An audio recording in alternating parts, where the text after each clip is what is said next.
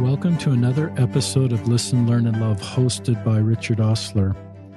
My guest on today's podcast is my friend Liz Macdonald. Welcome to the podcast, Liz. Thanks so much. I'm happy to be here.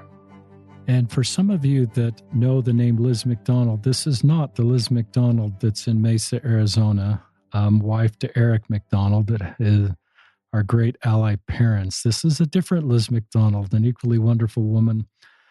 That lives in Utah. So I just wanted our listeners to be clear. We've had Liz Macdonald and Eric on the podcast earlier.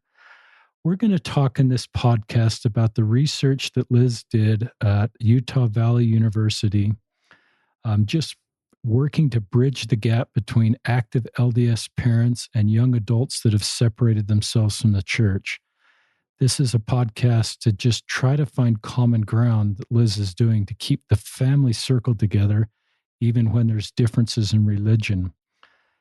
Is that a fair introduction? Yeah, that's great.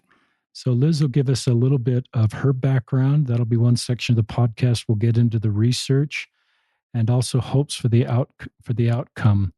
But the goal of this podcast isn't really to bring people that have left the church back to the church or invite people in the church to leave. The goal of this podcast is just like Elder Cook suggested, diversity, unity, and diversity. So there's great diversity in LDS families. Some families have every member of their family that believes, and some families, which may be the majority, once children are in their 20s and 30s, have some children that have perhaps stepped away. And that can be difficult, obviously, for LDS parents. And so the work that Liz is doing and the things we're going to talk about is, how do you keep the family circled together? And there may be even nuggets that come up of what we can do to help people, maybe or maybe not, that are close to stepping away, that maybe we can do a better job of just helping them in their journey. I know a lot of people that have stepped away actually wish they found a way to stay, but we sometimes as active Latter-day Saints didn't have the tools to fully kind of understand where they are and what to do to help them in their journey. Now, saying all that, I do want to give space for people that feel their path is to step away from the church, and just honor those people that felt their path is, and I'll just continue to love you and support you and see you as a member of the same human family. But that's probably enough of me talking. Is that okay, Liz, what I shared? Yeah, I love that. Will you give us, before you get into research, introduce yourself to our listeners? Sure. So, I am the other Liz Macdonald. I live just a couple miles away from you, Richard. And I work at a school in Holiday. It's a charter school, which my husband and his family and I founded. And very cool. Yeah, it was not mostly my work. I will say it was mostly his sister, who's the current director and doing a wonderful job. But it's a Waldorf school. It's very developmentally focused. And as a part of that community, I've started teaching parenting classes together, actually, with my husband's mother, with my mother-in-law, who, just to be a trend breaker, is one of my closest friends. I actually met her before I met my husband. And so we've been teaching these parenting classes together, working with lots and lots of parents over the past 5 years or so. And and that's kind of where the idea for this research began, was just in my background working with parents and trying to help parents better understand their children and better connect to their children in meaningful and kind of sustainable ways, I guess. Thank you. And tell us kind of where you are, your station in life, married, single, kids, no kids, and share where you are with the church. Sure. So I don't even know where to start. So I moved across the country when I was 17 and was thrilled to not have to go to church anymore, which we can talk more about later. And then decided that I really wanted, I think, partly to please my parents and partly to just maintain the community ties that I was really happy with. There were a lot of people that I really cared about and respected in the church. So I ended up getting married at 21 in the temple. I was married for about 10 years. And it was a difficult marriage. We had 3 kids. And then I filed for divorce at the end of 10 years. And I would say that in sort of, as my marriage broke down, some of the cracks in the structure of the church and sort of the patriarchal structure started to really show up for me. And I felt quite vulnerable, I would say, in many ways, as I lost the protection, which I didn't realize that I had, of this priesthood leader in my home. And I didn't see it until it was gone. I didn't recognize how vulnerable people without that kind of are in the church. And for that and many other reasons, I started just stepping away at that point. And so I've been inactive now for about 10 years, and upfront about that with my family for, I'm going to say, about 6 or 7 of those years. There was a period of sort of, being careful about what I was wearing at family dinner and all of that, which will sound familiar to many listeners, I'm sure. Just thanks for sharing about your journey. Are you married now? I'm married. I'm very happily. I guess you inferred that because you have a mother-in-law. Yeah, I have a mother-in-law. I'm definitely not teaching parenting classes with my former mother-in-law. That would be tricky. That would be breaking new ground. That would be really breaking every trend. But yeah, I'm married to one of my favorite people in the world, which feels very lucky every morning when I wake up. And and we're having a great time. He's a teacher at the school where I work as a counselor. And yeah. Some people that have stepped away from the church want other people to step away from the church too, with them. And other people have stepped away from the church are fine that people are in the church. Share with our listeners kind of where you are on all of that. And I realize it's complicated because most people have stepped away from the church. There's some pain there. Yeah. Of that whole process. Yeah, I'm glad that you brought that up. I think the pain is kind of the driving feature there. And that's actually really pertinent to my research, that we want to spare the people that we love pain if we can. I think that that's a normal and kind of a loving human drive, even when it's not healthy or well boundaried. And so I see the good intentions behind people either trying to, pull people back into the church or keep them in the church or take them, with them now that, oh gosh, my eyes have been opened and I'm so much happier out of the church and you should also be out of the church. And I think it is coming from a loving place, but I also, my intention is really just to create more space in the conversation, I guess, to have a conversation, because it's conversations that we're often just not having at all. It's, don't ask, don't tell in many families. And so I'm trying to create space for curiosity and understanding and compassion without necessarily a motive. I would never want that kind of power over someone else's life to push or pull one way or the other. It's great. I just think that's what Christ would want us to do and what he taught is to bring us together. And as a parent of kids, I like it when my kids get along, even in their differences. Yeah. And I think getting along when we're all the same is one thing, but getting along when there's differences is perhaps the higher bar. And I think takes a greater application of the gospel of Jesus Christ to do that. Yeah. Talk about your capstone project. Tell our listeners just where you go to school, what your upcoming degree is in, and what your capstone project is. Yeah, so I actually finished my degree in December. Congratulations. Thank you. It does. It feels good. I officially have a bachelor's degree, which, remember when I said that I moved out when I was 17? It's been 23 years since then, and I finally finished that degree. That's really cool. So, for part of my degree, I did a capstone project. I did a qualitative research project and just kind of independently, with the help of a really kind advisor named Darren Ecton at UVU, just kind of learned how to do qualitative research with his help and, a couple of good books. And what I wanted to look at was, just like you said, when we were kind of introducing ourselves before the podcast began, was how much you've learned by letting people tell their own stories. And so in looking at the kind of damage that's being done to relationships where we don't agree, relationships where maybe there's a values mismatch or an intergenerational gap, particularly with religion, I think that there is a lot of unnecessary suffering and distance and damage that's done relationally. And I was just curious about whether there are ways of getting better information out there, more understanding through research that could help to sort of bridge that gap and basically just help give better information to the parents in particular about what this experience is like for their children. And so that's what I decided to look at. I decided to start, I do a lot of restorative practices in my work at the school. So I know you should start with the victim. And I think in this case, the children are it's fair to say, the victims of some pretty hurtful behaviors. And within my research, that was certainly the case. And I also want to clarify that I know that there are a lot of families where there is not this type of conflict, where parents are very understanding and naturally compassionate and curious. And I recruited my sample by asking for people who had experienced this type of conflict.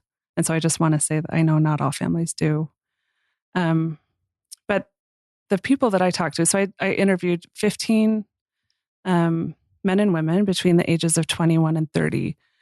And I was surprised by the degree to which their experiences were similar, by how much overlap. There were 3 pretty significant themes which were universal, which really surprised me. I expected more variation. I expected more. And of course, the expression of the themes was very different from family to family and person to person.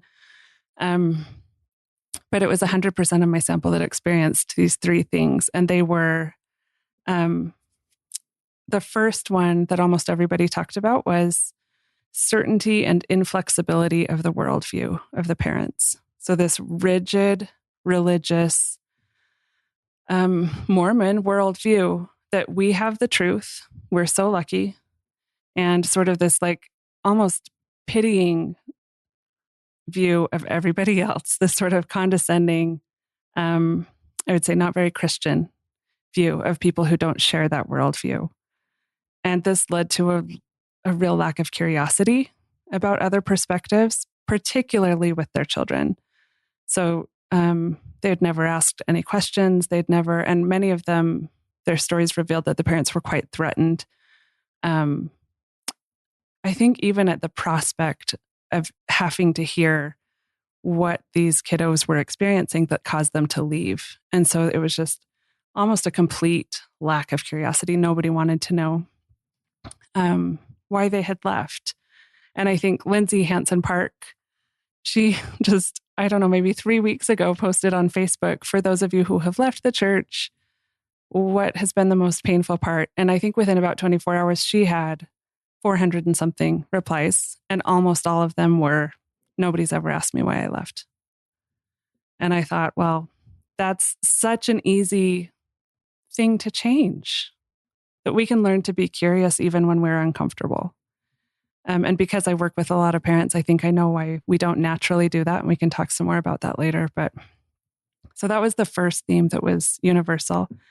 The second one was that... Just comment on that a little bit. Yeah. And I'd like you to maybe stay on that a little bit. Okay. I think our listeners know that I'm a believing, committed member of the church and curious. And I think, and maybe your paper gets in this, I think for those of you that are believing members of the church, I think it's okay to be curious about other religions, be curious about why people are stepping away, be curious about just the world. Mm-hmm. To me, that's part of my religion, is to learn. And I'm at a point where I'm not worried of learning something that will shake my faith or cause me not to believe in my faith. I know enough about our history and current issues, and some of it's pretty complex. But I think you can do what Liz is asking you to do if you're a believing member, without losing faith in the church or compromising what you believe. Just to piggyback on, I talked to an elders quorum president. I put this in my book, Listen, Learn, and Love, Embracing LGBTQ Latter-day Saints. And this elders quorum president visited with a man that had lived 20 plus years in the ward and hadn't been active. And the elders quorum president developed a good enough relationship with this man. He just said, I won't use his name, but he said, tell me why you don't go. And this man just got big tears in his eyes, Liz, and says, I've lived in this ward for more than 2 decades, and no one's ever asked me that question. Wow. And it created a real connection between the two of them. Mm-hmm. I think of the doctrine of the parable, the Good Shepherd. The Good Shepherd knew the sheep well enough to know where he was because he knew why he left. Mm. He knew the backstory of where to find him. So I think it's okay to ask these questions. I think it helps bring us together as common ground and keep our family circled together. Yeah, So absolutely. And I think for me, curiosity is the antidote to judgment. And I think what we're running up against a lot of the time with these parents and in ourselves is judgment. And I think the judgment comes from fear, need to feel in control. You know, there are lots of driving forces, I think, behind judgment. But yeah, for me, I think whenever I feel myself slipping into judgment, which happens a lot, I'm a pretty judgmental person, I think, naturally. I try to step back in my good moments and move into curiosity and think, okay, what's going on here? And I think we act like it's so easy to want to know more. But with our children, I think it's very difficult, actually. And it's not natural and it's not intuitive. We want to teach them why what they're doing is wrong, whether they're throwing a tantrum on the floor at the grocery store and embarrassing us, or have come out as homosexual, or, you know, whatever it is. If they're doing something that we disagree with, dressing in a way that we don't want them, you know, you can't leave the house in that, young lady, you know, that sort of a thing. Whenever they're doing something that we disagree with or that we feel isn't in line with our values, I think it's actually incredibly hard to get curious. And I think it's appropriate. And I think some of this is age specific, as probably you understand really well, and with the work you're doing. You know, I think younger kids, teenagers, and kids in their 20s are three different groups that as a parent, your role changes as those kids age up. Hopefully, right? Hopefully. Hopefully it does. Just one other quote, couple other quotes, listeners, and I've shared these before. They're in my book. This is Elder Uchtdorf in a worldwide training in 2012. We can block the growth and knowledge our Heavenly Father intends for us. How often has the Holy Spirit tried to tell us something we needed to know, but couldn't get past the massive iron gate of what we thought we already knew? I love the visual of the massive iron gate, Liz, because I have those in my life, and sometimes that prevents me from learning, especially if I'm older, if I have an education, if I'm male, if I'm white, if I have a lot of privilege. I think sometimes, I've never done any research, just it might skew more to people like me to hold on to these massive iron gates just because of the privilege I have in society. Yeah. I love this other quote by another one of my favorite institute teachers. At some matters, it's better to be intellectually uncertain rather than superficially sure. Mm-hmm.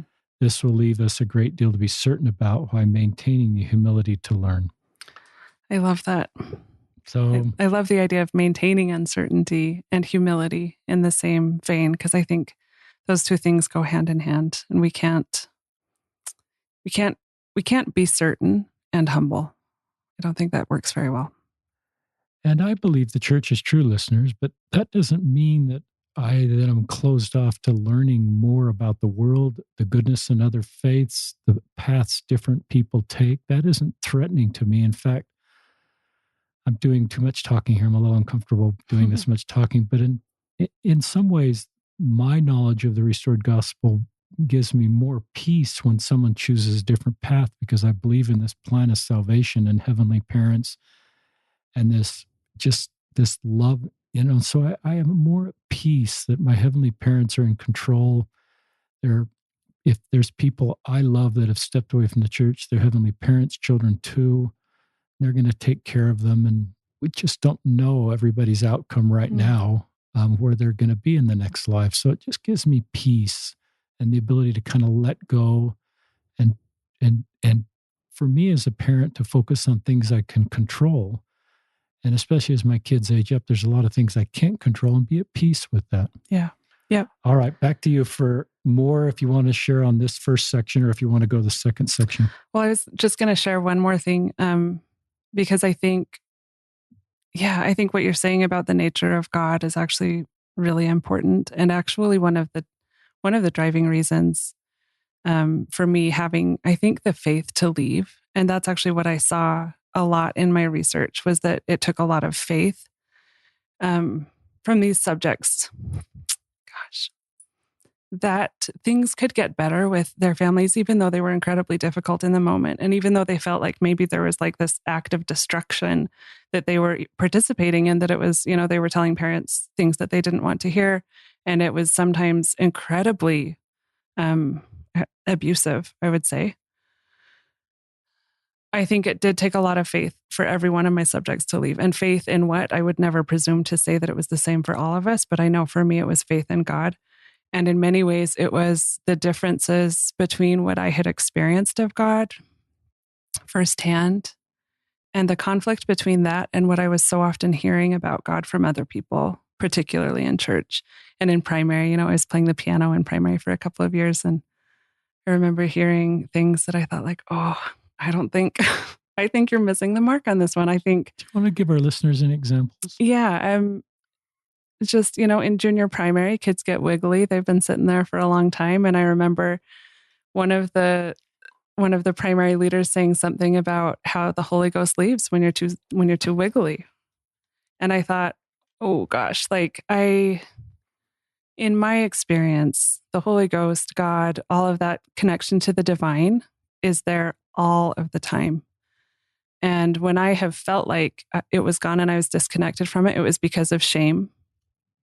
Which was mine and not, it wasn't coming from God. It wasn't coming from the Savior, certainly.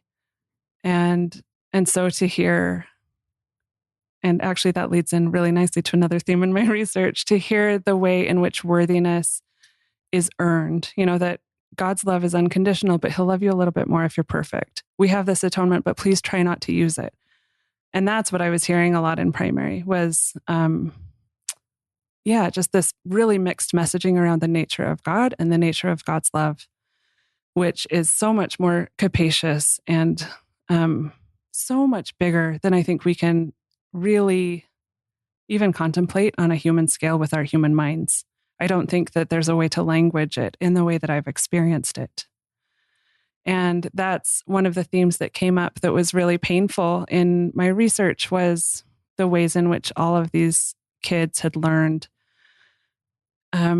that they needed to earn God's love and their parents' love. I love this section, Liz. So just so I understand, because my mind's organizationally, we've talked about this first section around certainty and flexibility. We're on to this second section. Does it have an umbrella name?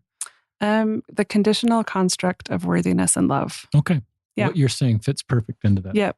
And that is, it is just as kind of horrifying as it sounds, I think. And just as conflicted as it sounds. It doesn't actually make any sense. It's not what we teach. It's not part of the gospel. But it's certainly worked its way into how we instruct children to behave. And I would say how we manipulate children to behave, children of all ages. And I think, again, it's coming from fear that we want to control because we want to spare them pain. We want to keep them safe in ways that I would argue are not always helpful. And I'm not sure that staying safe is really the goal of our earthly life. I'm not sure that it's maybe not the highest goal of our earthly life, right?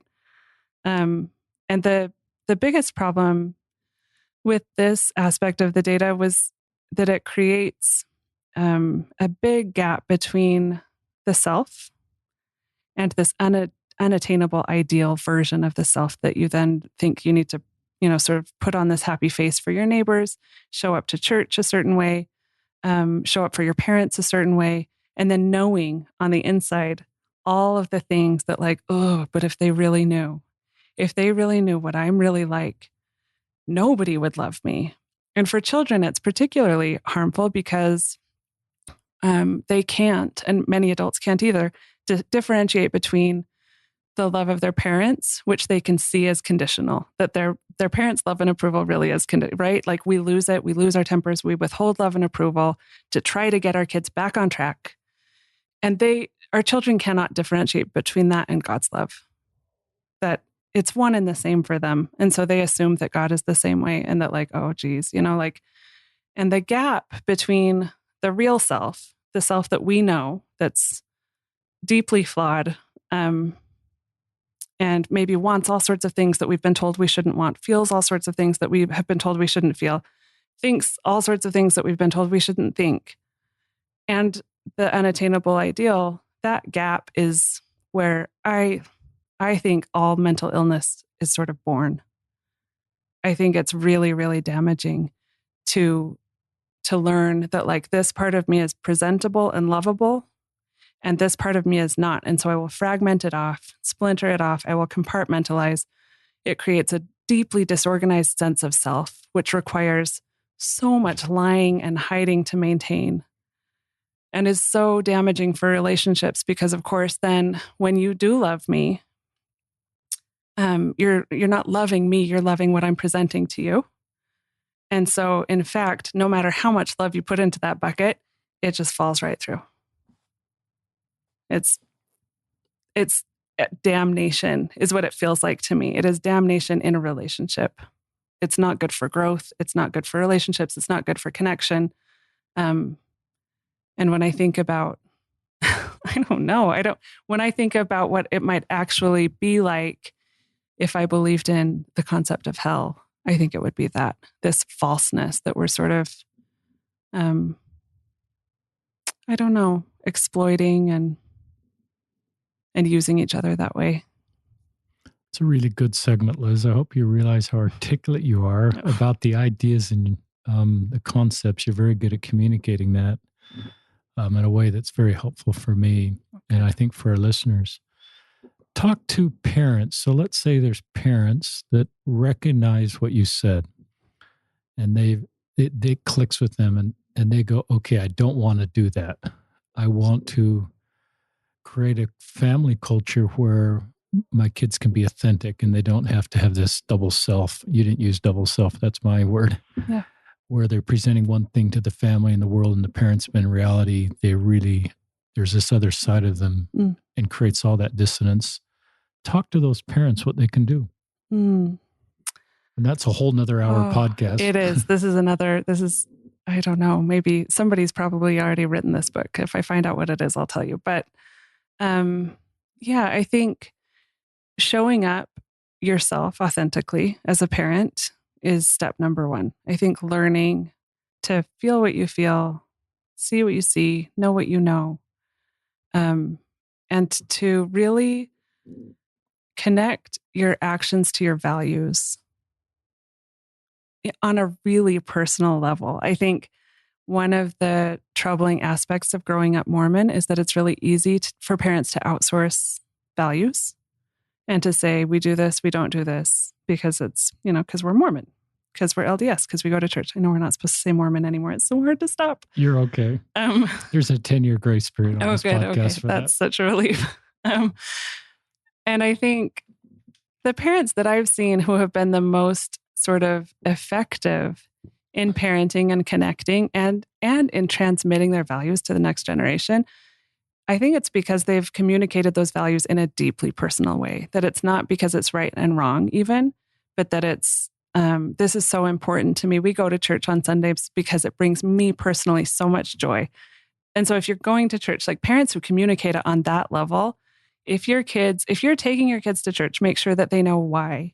Make sure that you know what you love about it. If you love the hymns, if there are certain hymns that you hate, if there, but be really upfront, I think, and direct, especially as your kids get older, with why you're making the decisions that you're making, and why your values are your values. And I think the more that we can give ourselves permission to kind of inhabit our own bodies, our own experiences in the world, rather than this sort of like set of shoulds that I should feel this way, I should think this way.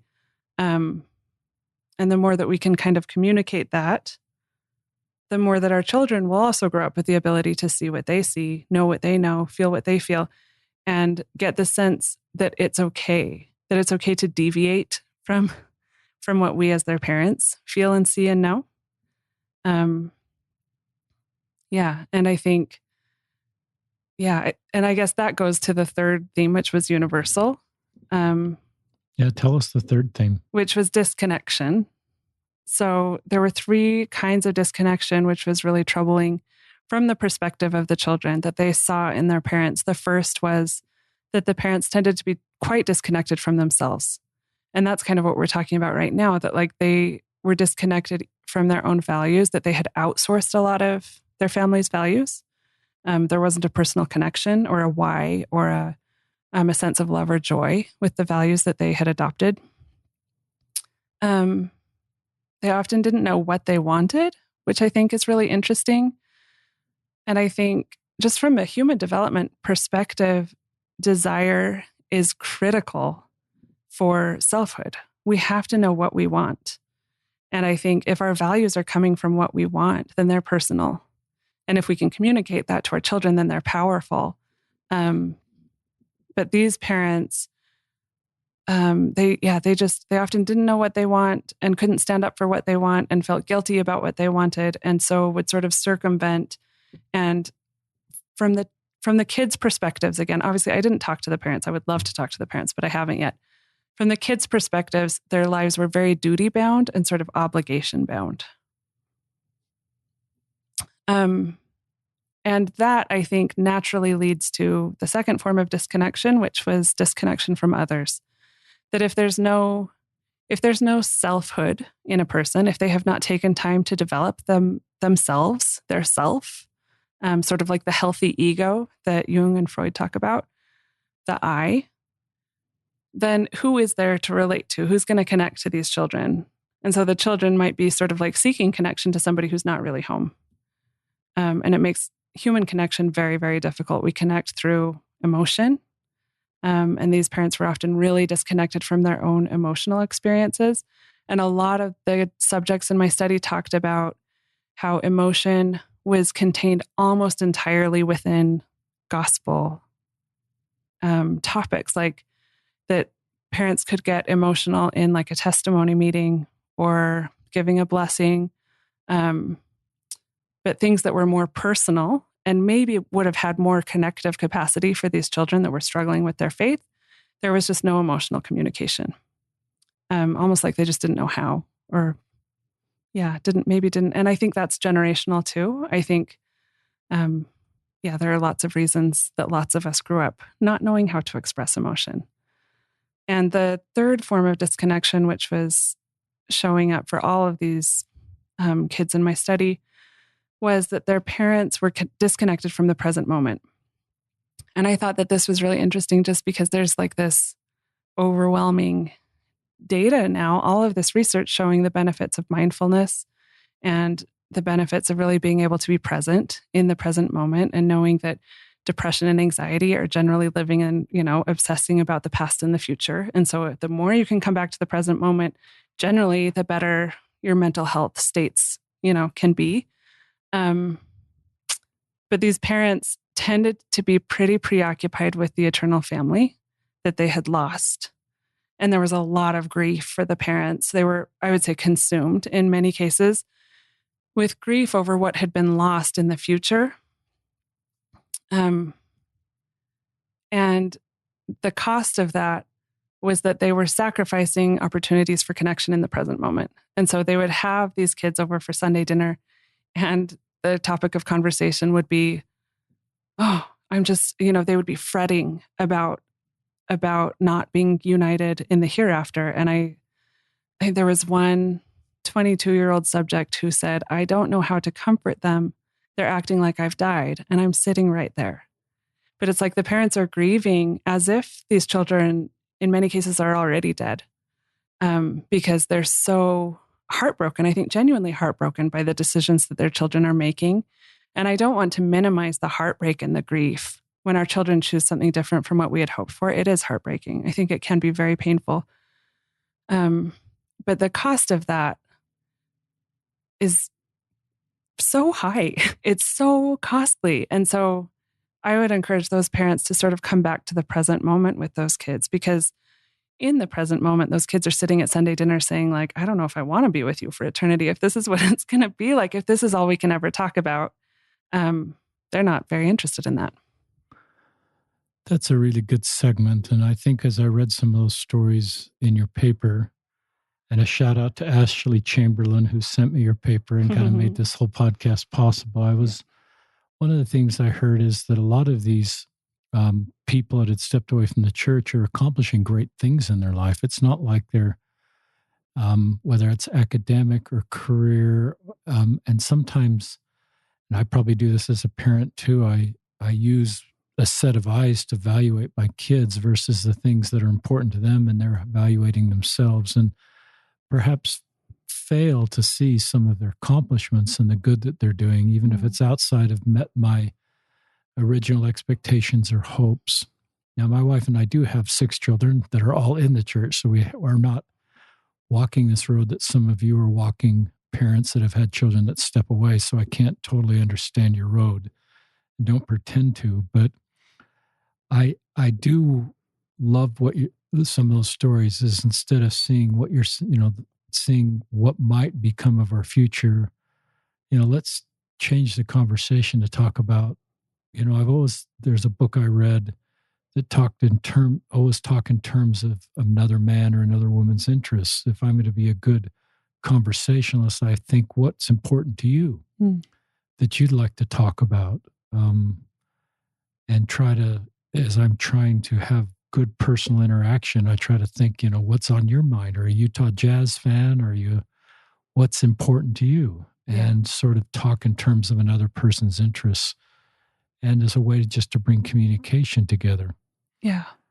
Yeah. I love that. I love what you're saying, because this is something I talk about a lot with the parents that I work with, which is that as the adults in the relationship and as the parents in the relationship, it's our job really to own that and to meet our children where they are at, rather than try to move them to where we are at. And I think being able to meet them there with curiosity and love is critical, really, to the kinds of relationships that I think we all want to have. And that's part of the values conversation that I think is so interesting, is I don't know any parents who, if you asked them for a list of values, would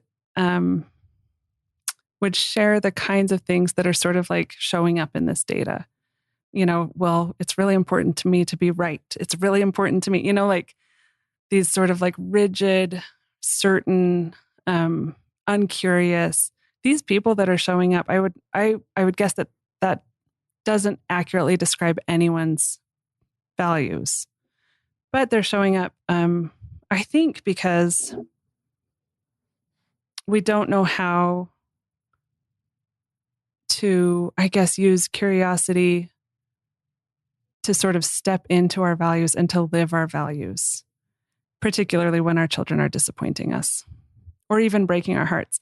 And I think what you said about those, the kids who are doing really great things in their lives, like this was the most accomplished, fascinating group of people. I had a really hard time staying focused while I was interviewing them on my topic, because I wanted to hear about everything that they were doing for work. A lot of them were very successful, and just very accomplished.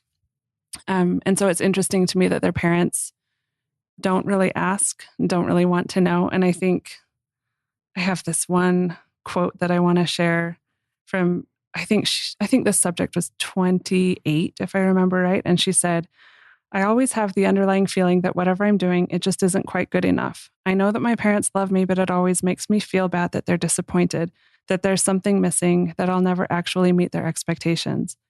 I feel proud of what I'm doing in my life, and I'm excited, and I want to share it with them, but I know that they'll never quite see it.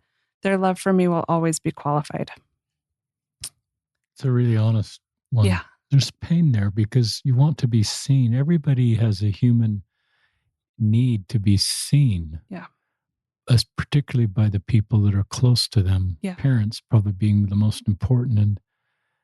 And yeah. Yeah. And I think that drive to be seen it's so primal and so natural and so necessary, really. And it's the question of unconditional love.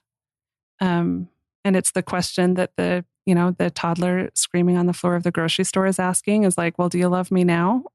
What about now? And I think all they need to know is like, yes, of course. Yes, of course. And it's the same question that's coming from these 27, 28-year-olds in my study that are showing this part of themselves to their parents and kind of saying, but do you love me now? This is in no way unique to Mormon families. But of course, the Mormon families are the ones that I'm most acquainted with just because of where I live. And I think it's fascinating. What would you say I'm thinking of Facebook questions that I see or get. Um, what would you say to parents that say, I have one child that stepped away from the church and I'm at peace with that, but it's really hard because that child is trying to pull all the other children with him or her who really are fine being in the church, but and they're uncomfortable with the role that child's playing with the other children. Any thoughts on what you do as a parent in that situation? Yeah, I think that's really hard. And I think my answer is the same, kind of a one-hit wonder maybe, but curiosity. I think that if those parents could get together with that child with curiosity and say, what's the goal here? And really try to understand the pain that that child is probably acting out of. And create more space for understanding all of the reasons that that child left. I think there's a part of me that thinks that they might be kind of misappropriating the conversation that they can't have with the parents. Interesting. And sort of dividing it up among the siblings maybe and saying like, but did you know this? But did you know that? And making a case, however compelling it may be. And I think the other thing is... that's a really thoughtful answer, by the way. I hope our listeners heard that. That's not an answer I would have thought of on my own, but it's an answer that resonates really well with me. So just so our listeners heard that, if I'm the parent with a kid that stepped away, I should spend time with that kid that stepped away and listen to why that kid stepped away. Yeah. I think they need a place to talk about it. And honesty. And if there's pain there, to validate that pain and really honor our baptism covenants to mourn, bear, and comfort. Yeah. And to sit with that child. I've learned, listeners, to sit with people in their pain, even if I don't totally understand that pain, or the very place they're getting pain is the place I get joy. Right. And not try to convince them that they should be feeling joy when they feel pain. But I think your point then, that because this may not be true in every situation, and some parents say, I did that, it didn't work. But I think your point about if that person can feel fully heard, perhaps that's enough then to not, because pain leads to anger and behavior. But if that pain can be validated at that level, perhaps there is less of a need for that child to then try to pull everybody else and sort of project that pain in a way that maybe even that child recognizes is not helpful to other people. Yeah. I'm almost, in my head, I'm seeing like a boxing ring. And I think a lot of times when people leave, they take one corner and put on their gloves, and whoever disagrees with them is almost forced into the opposite corner, whether they want to fight or not. They're forced into a position of defending or holding their ground or whatever it is. And it becomes this polarity, this conflict that I think it doesn't need to be. And I think what I'm imagining is that for that child who is hurting and is ready to fight and ready to take others out with them, I think I'm imagining the parents taking the gloves off and kind of sidling over up into that other corner and saying like, oh, I'm here with you. You actually don't need to, I want to understand. You don't need to convince me. I'm going to let go of my certainty, and not my certainty that this is the right thing for me and that it brings me a lot of joy and that this is my path back to God. But I wonder what it would look like for parents to let go of their certainty that my path back to God is everyone's path back to God. Like, what if there are as many ways back to Heavenly Father as there are children of Heavenly Father? And so, just sort of refusing to engage in that fight. And instead of taking up that opposite corner, which is so tempting, and holding the position of, I know what you're doing is wrong. What if you take the gloves off and sort of, and get curious? And I like what you said about validating the pain, even when we can't always validate the story. I think that that's something that as parents, we're called on to do a lot. That our children's perspectives, especially when they're younger, are pretty skewed sometimes with what happened, with little injustices or whatever. And then when they get older, they can be pretty big injustices. And sometimes the perspective is still skewed. But I think that we can always validate the emotion and we can always validate the pain without necessarily going into the story too much. And I think what that does is it creates the message that your reality your experience is more important to me than my comfort. And I'm willing to kind of put down my comfort, my need to be right, my certainty, and create space for your reality. There's a couple reference supports that we haven't talked about too often on this podcast. There's a Facebook group called Bridges Support for Latter-day Saint Parents of Adult Children. And it's a group you can find on Facebook and join it. It's for parents that are active Latter-day Saints that have adult children that have stepped away. And the goal is for those parents to find community together to sort of process this. And a lot of the conclusions are the very things you're suggesting, Liz. And we don't have these kind of discussions very often at church. And so parents sometimes feel really isolated and lack the tools. And maybe because they lack the tools, do some of the things that your research is finding is not helpful. So I encourage our listeners, if you're on Facebook and you fall into that group, it's a really good group. Another article I really like is the one that my brother Dave Osler wrote that's in LDS Living. You could Google David Osler and LDS Living. And it's 6 tips for parents of adult children who don't believe in the church. And I'll just read those. Don't preach or lecture. Listen to understand and validate. Use words that affirm. Don't use labels. Accept and love them fully. Remember agency and the love of our heavenly parents. Take care of yourself. So I think a lot of those things, Liz, would identify with what you're sharing with us. Yeah, bingo. I think that sums it up so nicely. And I think one more thing that I just want to touch on, we talked about the children who were, so successful and so accomplished and doing all these important things that the parents didn't want to know about. And then interestingly, there's sort of a flip side of that coin where any sort of struggle or suffering, these children anticipated that it would be blamed on the fact that they had left the church, and so they would hide that. And so this just sort of continues that like fragmenting and the hiding and the lying. There were multiple subjects who had been divorced, which was, of course, incredibly difficult and painful.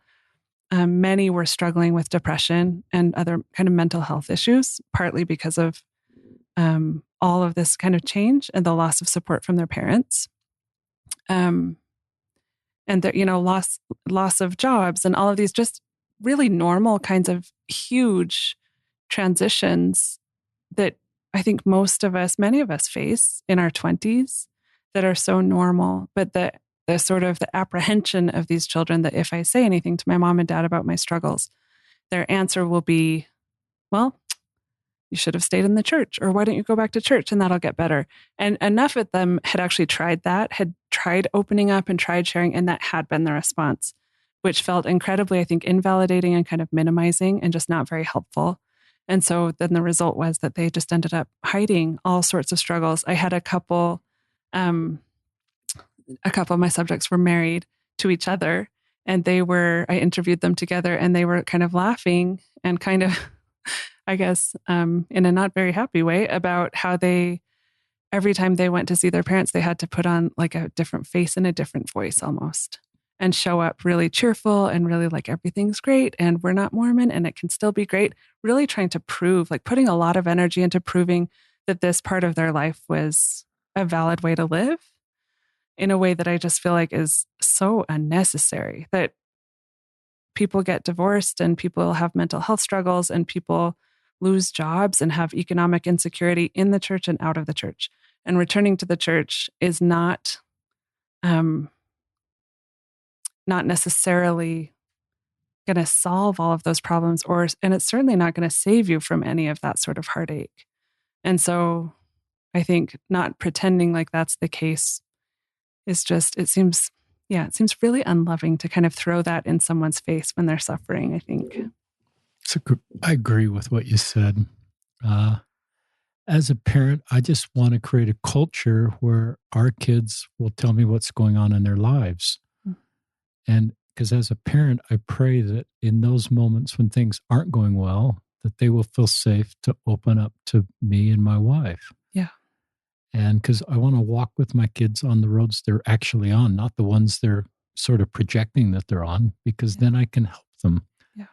And I think one of the things you suggest on how to do that is I have to be real and authentic myself. And I think that when I'm appropriately vulnerable and appropriately real, age appropriate, then I think it creates a family culture that my kids can be vulnerable, real with me. I'm not the perfect parent.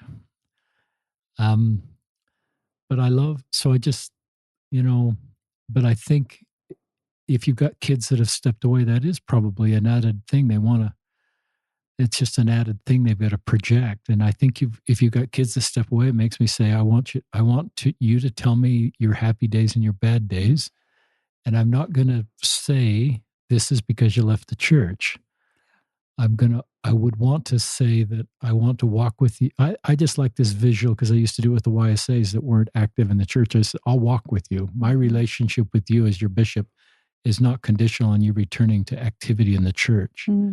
I will walk with you and just be involved in your lives. And you let me know how I can help. You set the agenda. Some had no desire to come back to the church, but needed my help in other areas of their life. And I was just glad to help them wherever they felt I could be helpful. And I love this quote. I put it in the book by Harper Dawn Forsgren. She tweeted it out one day several years ago. We as Latter-day Saints need to love people because they deserve to be loved, not because our love will bring them back. And I call it the non-agenda love that you're sharing, Liz. And to me, that is where Christ wants us to be. Yeah. And I don't say this in a manipulative way, but I know when I share non-agenda love with people in my lives, if they ever felt their path were to change, they'd be more likely to open up to me and say, maybe this isn't actually working for me because they haven't had to dig their heels in. I don't know what the right wording is. They haven't become so ego involved with proving that decision. They don't have to walk it back with somebody that just loves them and accepts where they are and hasn't had a big agenda to change them. Yeah. But I say that, listeners, not because I still want to come back to non-agenda love. I just am aware that when I practice non-agenda love, people sometimes open up to me. Yeah, absolutely. And I think it opens up the conversation in such a beautiful way because I don't know a single person who has left who has not grieved what has been lost. Right. And who doesn't feel the loss keenly, even if they still feel it's the right thing for them.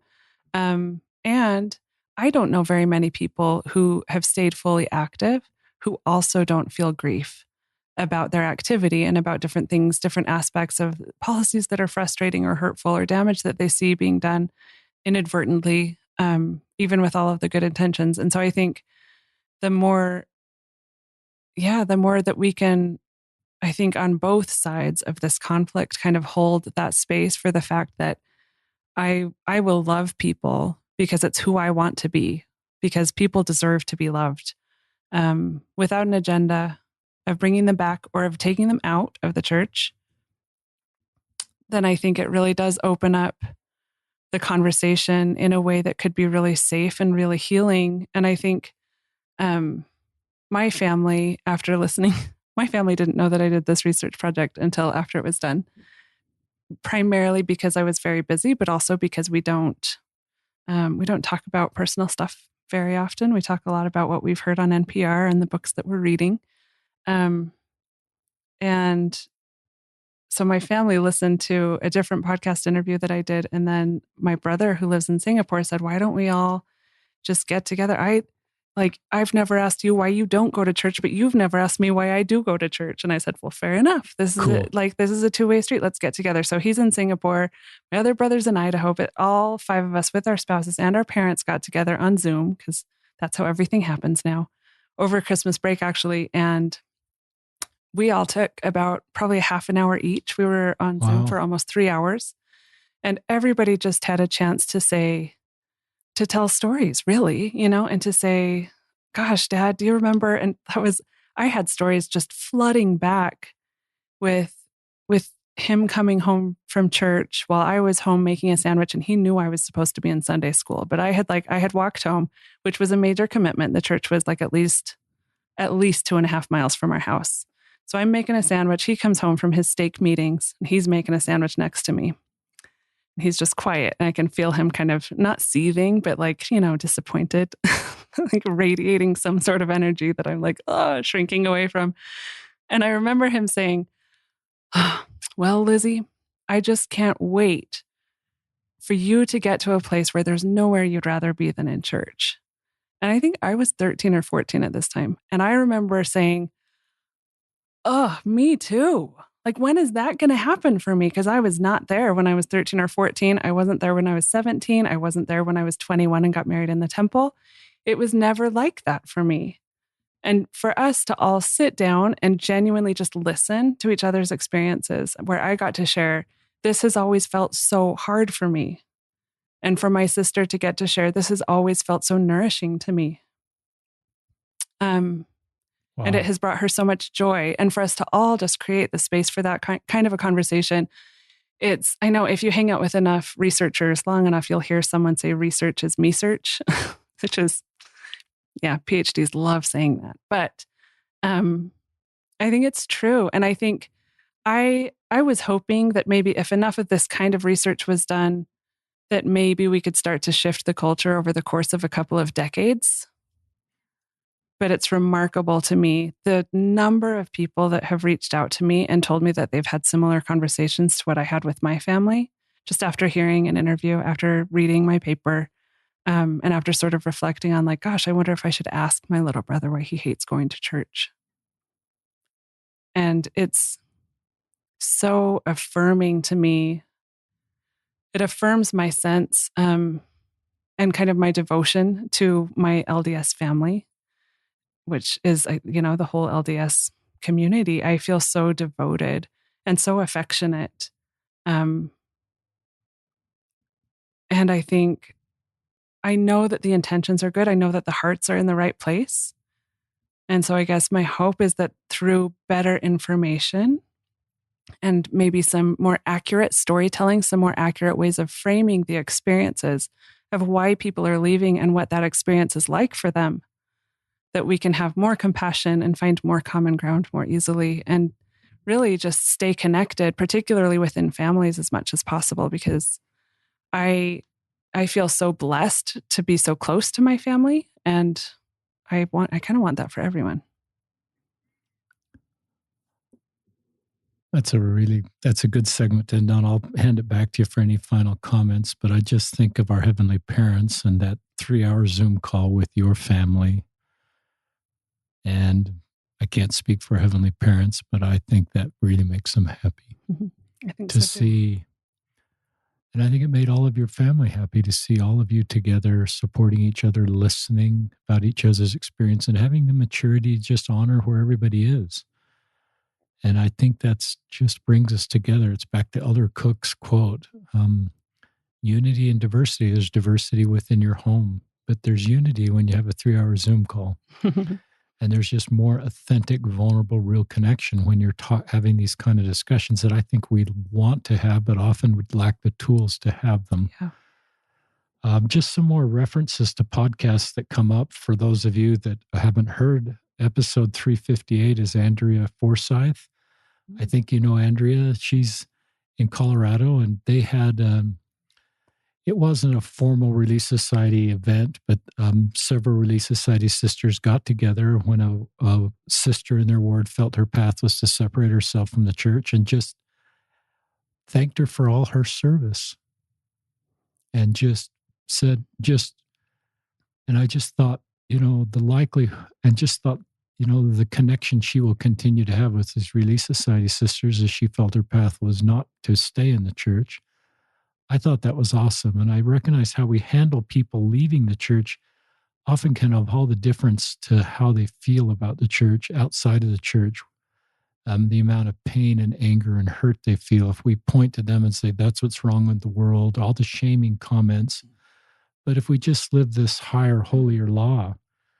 Another really good episode, listeners, is episode 293, Krista Mortensen and Kyra Dunshee. Krista did an Ensign article about what she's done in her family with some children that have left the church. And her sister was on the podcast with her. That Ensign article is the July 2020, and it's the title of the Ensign article is You Love, He Saves. And that's exactly what Liz is teaching us. So those are just some more resources. I want to hand it back to Liz. I want to make sure Liz gives out her email and the website she's put together and any closing comments. All right. Well, yeah, this was so fun. I enjoyed it so much. I would love to hear from any listeners who want to reach out. I'm on Facebook, Liz Brown Macdonald. I don't post very often or very meaningfully, but I do. I am on occasionally. My email address is lizymacd, and it's just spelled LIZYMACD @gmail. And I have a website where I offer parenting classes together with my wonderful mother-in-law. And that website is parentfromtheinsideout.com, just the way it sounds. And yeah, thanks again. That was a pleasure. It's great. Great having you on the podcast, Liz. And just one last plug on another resource. It's the book that my brother wrote that sort of became part of that LDS Living article. It's called Bridges, Ministering to Those Who Question. And it talks about many of the same principles Liz is sharing about how to have these meaningful conversations. And I just actually go back to the doctrine of the Good Shepherd. I think the Good Shepherd knew his sheep well enough to know where those sheep were, whether they're in the fold or out of the fold, quote unquote. And I think that's part of understanding, adult children that have separated themselves. We know the story. We're willing to do the things Liz says is just tell me your story. Tell me why, and just sit there with them. And I think that's part of being the Good Shepherd. I think that's part of our doctrine as Latter-day Saints. So Liz Macdonald, you're awesome. Mm-hmm. And your way to go getting your bachelor's degree in psychology, getting this capstone paper written, and just your work to bring us together as the same human family. So this is Richard Osler and Liz Macdonald signing off on another episode of Listen, Learn, and Love.